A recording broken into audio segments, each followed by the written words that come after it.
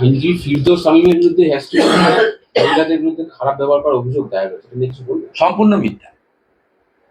সম্পূর্ণ ওনার রাজনৈতিক মতাদর্শের আমি বিশ্বাসী। উনি সিপিএম বামপন্থী মানসিকতার লোক, কিন্তু উনি প্রতিবাদী, উনি বিরোধী বলেই আমি ব্যক্তিগতভাবে ফিরদৌস শামীমের সঙ্গে আছি। তিনি লড়াই করুন, আইনি লড়াই করুন। এই জিনিস অনেকদিন ধরে চলছে। সিলদাতে সারের দাম বৃদ্ধি নিয়ে যাকে জেলে ঢুকিয়েছিল, কার্টুন আঁকার জন্য অধ্যাপক অম্বরীশ বাবুকে ঢুকিয়েছিল, সেই থেকে শুরু করে এই যে কালচার, অম্বিকেশ মাহাতো, এই যে কালচার, এই কালচার কন্টিনিউ করছে। এই কালচারের শিকার হচ্ছে ফিরদৌস শামীম। আমি তো প্রত্যেক দিন এই কালচারের শিকার হই। আমার লাস্ট এই হেয়ার স্ট্রিট থানায় আমাকে জুতো ছুঁড়লো, আমাকে নোংরামি করলো। কোনো ভিডিও ফুটেজে দেখতে পাবেন না যে আমি দাঁড়িয়ে ওদের প্রতিবাদ পর্যন্ত করেছি, আমার নামে এফআইআর করেছি। অথচ আমি যে এফআইআর করেছি এখনো পর্যন্ত তার এফআইআর নাম্বার দেয়নি। এই কেসটা নিয়ে মমতা ব্যানার্জির 5 বছরে একমাত্র বিরোধী নেতা যার নামে 107টা মামলা হলো। তারপরে আমি সঠিক পথে আছি, আমার লড়াইটা ঠিক আছে, আমার সঙ্গে কারোর কোনো বোঝাপড়া নেই, এটা প্রমাণিত হচ্ছে। আর একটা বিষয় বলছেন আজকে যে বাংলাকে বদনাম করতে বোমাতঙ্ক বিভিন্ন জায়গায় ছড়া যায়। আরেক জায়গায় আদালতে আজকে বিভিন্ন পোস্ট অফিস আদালতে দেখা যাচ্ছিল বোমাতঙ্ক, যদিও সেখানে পরে বোম পাওয়া যায়নি। ওটা তৃণমূল করেছে জাজদের ভয় দেখানোর জন্য। আজকে বলছে এটা বিজেপির চাল, পাসপোর্ট অফিস দুটো বিজেপির চাল। তা রাজ্য সরকার কেসটা হ্যান্ড ওভার করে দিক না এনআইএ হাতে, সিআইডি হেল্প করুক, এনআইএ করুক, তদন্ত বেরিয়ে যাবে। এর সঙ্গে তৃণমূল কংগ্রেসের লোকেরা যুক্ত এবং বাংলাদেশি জামাতিরা যুক্ত, যাদের নাম কেটে যাওয়ার সম্ভাবনা রয়েছে, যাদের নাম রাখা নিয়ে এত মমতা বন্দ্যোপাধ্যায়ের লড়াই, অবৈধ অনুপ্রবেশকারী বাংলাদেশি মুসলিম। সেই এনআই নিয়ে একটা প্রশ্ন করবো দাদা, আজকে হাইকোর্টে রাজ্য গিয়েছিল যে বেলডাঙ্গা মামলার কেস, আজকে আমার মামলাতেই গেছিল, আমি সোশ্যাল মিডিয়াতেও দিয়ে দিয়েছি, পেয়ে যাবেন। এটা একটা বড় জয় হয়েছে। আজকে রাজ্য সরকার যে স্টে চাইতে গেছিল, স্টে রিফিউজ করেছে কলকাতা হাইকোর্টের চিফ জাস্টিসের বেঞ্চ। একটু আগেই অর্ডার আপলোড হয়েছে। I welcome the verdict. Central force আসার পর তার যে পরিস্থিতি কিছু বদলাবে, ব্যবহার করা হবে কিভাবে দেখছেন? আমার অতীত অভিজ্ঞতা ভালো না, তবে আমি আশাবাদী election commission up to the mark করতে পারেননি।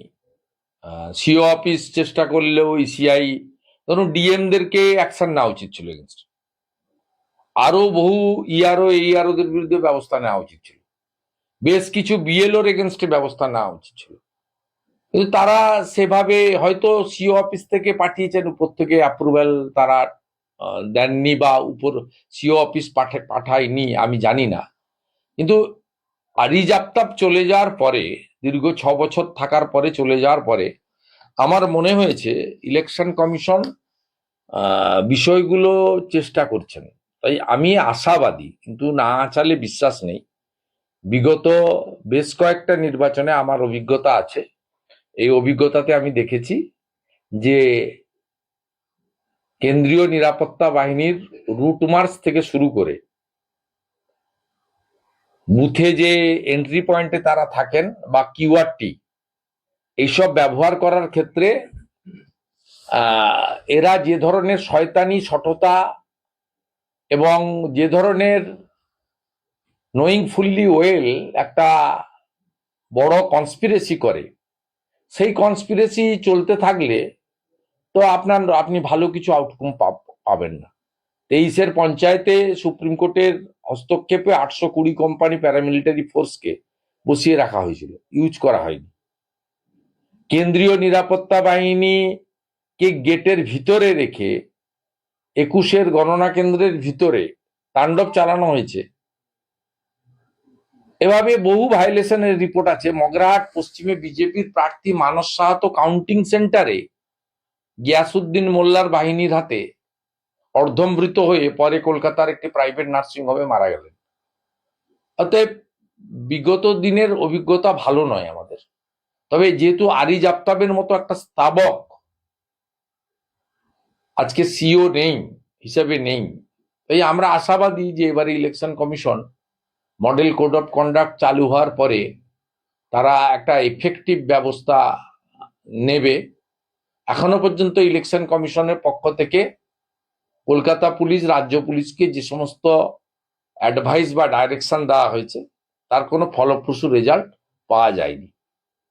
আমাদের ইটাহারে একজন ERO মার খেয়েছেন, তার এগেনস্টে যারা মেরেছে ব্যবস্থা হয়নি। মুরুগন সাহেব বারবার 3বার আক্রান্ত হয়েছেন, তার বিরুদ্ধে কিন্তু ব্যবস্থা গ্রহণ করা হয়নি। সিওকে মধ্যরাত্রি অব্দি আটকে রাখা হয়েছিল তার লিফটের সামনে, তার বিরুদ্ধে ব্যবস্থা নেয়নি। আর গত 2 দিন আগে আমি নিজেই তাণ্ডবের শিকার। আমি FIR করার পরেও সিও সেই FIR CP কলকাতার কাছে পাঠিয়ে দেওয়ার পরেও কমপ্লেন এখনো পর্যন্ত কোনো ব্যবস্থা নেয়নি। উল্টো দিকে যারা লুম্পেনদের বিরুদ্ধে প্রতিবাদ করেছিল তাদের একাধিক ব্যক্তিকে গ্রেপ্তার করা হয়েছে, তাদের মধ্যে 2 জন বেলও পেয়েছেন আজকে। মিথ্যা মামলায় বেশিক্ষণ রাখা যায় না। উল্টো দিকে আমার করা মামলা এবং আমার ডিভিশন বেঞ্চের অর্ডারও ছিল, শুধু আমি নয়, ভারতীয় জনতা পার্টির সমস্ত জনপ্রতিনিধিদেরকে কোথাও অবস্ট্রাকশন করা যাবে না, চিফ জাস্টিসের ডাইরেকশন ছিল, সেটাও ভায়োলেশন হয়েছে। আমি কলকাতা হাইকোর্টে মেনশনও করেছি, তার ব্যবস্থা নেয়নি। অতএব এক্ষেত্রে কতটা ব্যবস্থা নেবে তার উপরে নির্ভর করছে এর আউটকাম বা রেজাল্টটা কি হবে। কমিশন বলছে যে আল্লাহ। কেন্দ্রীয় বাহিনীর অভিজ্ঞতা, মানে আপনি যেটা বললেন অভিজ্ঞতা খারাপ, যদি এবারও ওরকমই ভূমিকা দেখা যায় কেন্দ্রীয় বাহিনী, তাহলে আচ্ছা। SIR করে কি কোনো রকম সুবিধা হবে? আমি এসব কাল্পনিক প্রশ্নের উত্তর দেব না। প্রথম কথা বলি, 28 তারিখে যে ভোটার তালিকা সবকিছু নিষ্পত্তি হয়ে বেরোনোর কথা ছিল, হয়তো ইলেকশন কমিশন আরো 5 দিন সময় নিত, নিষ্পত্তি করেই তালিকাটা বের করত, যে 58 লাখ, অ্যাবসেন্ট 5 লাখ, অমুক তমুক করে একটা তালিকা বেরোতো এবং সবাই জেনে যেত যে এটা একটা তালিকা। তারপরে হয়তো 200, 500, 1-2 হাজার এদিক ওদিক থাকতো, তারা ডিওর কাছে আপিল করতো, ডিওরা আপিল রিজেক্ট করলে সিওর কাছে করত।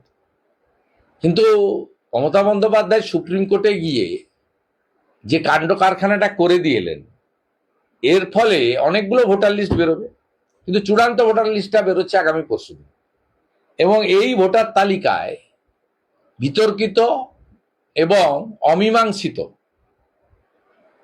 যারা নাম আছে সেই নামটা বেরোবে না। সেই সংখ্যাটা কত আমি জানি না, কিন্তু সংখ্যাটা বিরাট বড়, 7,06,000 মতো বলা ঠিক আছে, এখনো অফিসিয়াল স্টেটমেন্ট আসেনি। আমি প্রথমেই তো শুরুর আগে একটা সংখ্যা বলেছিলাম, আর ফাইনাল ভোটার লিস্টের পরে ফাইনালি একটা সংখ্যা বলবো, বেরোবে, দেখতে পাবেন। এবং আমার কাছে অনেকেই চেয়েছে যে বাংলাদেশি মুসলিম আর রোহিঙ্গা কোথায় গেল। বিহারে যেমন 30,90,000 অবৈধ অনুপ্রবেশকারী চিহ্নিত হয়েছে, এখানেও আমি বলেছি ফাইনাল ভোটার লিস্টের পরে, এখন তো ফাইনাল ভোটার লিস্টে 28 তারিখের পরে বলা যাবে না, সাপ্লিমেন্ট বেরোবে, এসি ওয়াইজ একটা এসি কমপ্লিট হবে, তার সাপ্লিমেন্ট ক্লোজ হবে। 294 ক্লোজ কমপ্লিট হওয়ার পরে আমি যে প্রশ্নগুলো আমার বিরোধীরা বা সংবাদ মাধ্যমের টকশোতে যাওয়া রাজনৈতিক বিশ্লেষকরা করেছেন, আমি 2টো কথা বলেছিলাম। একটা সংখ্যা বলেছিলাম যে এটা হতে পারে, আমার দীর্ঘ রাজনৈতিক অভিজ্ঞতা এবং ভোটে লড়ার অভিজ্ঞতার ভিত্তিতে বলছি, কারণ আমি একটা সময় বুথ লেভেল এজেন্ট হিসেবে কাজ করেছি 1988-89-এ পিকে কলেজে, বুথ লেভেল এজেন্ট ছিলাম আমি। তা ন্যাচারালি আমার সেই অভিজ্ঞতা দিয়ে আমি এটা বলেছি। সেই সংখ্যাটাও আপনারা পেয়ে যাবেন, কিছুটা আঁচ ড্রাফটে পেয়েছেন, কিছুটা আঁচ 28 তারিখে পাবেন, আর ফাইনালটা আপনারা পেয়ে যাবেন সাপ্লিমেন্ট ভোটার লিস্টের এসইউআই লিস্টের পরে। আর যে প্রশ্নটা বারে বারে করেছেন, কোথায় গেল অনুপ্রবেশকারী, কোথায় গেল ইত্যাদি ইত্যাদি, সেটা বিহারে যেমন সংখ্যা এসে গেছে, তেমনি এখানেও সংখ্যাটা এসে যাবে, সেটা আমি দিয়েও দেবো টাইমলি। এটা করতে দেন, একটু কিপ পেশেন্স। কিন্তু আমি মনে করি 28 তারিখের ভোটার লিস্টে যাদের নাম থাকবে না, তারা এদিকে ওদিকে ঝামেলা করবেন না। প্রচুর সেন্ট্রাল ফোর্স এসে গেছে, উস্কানিতে পা দেবেন না।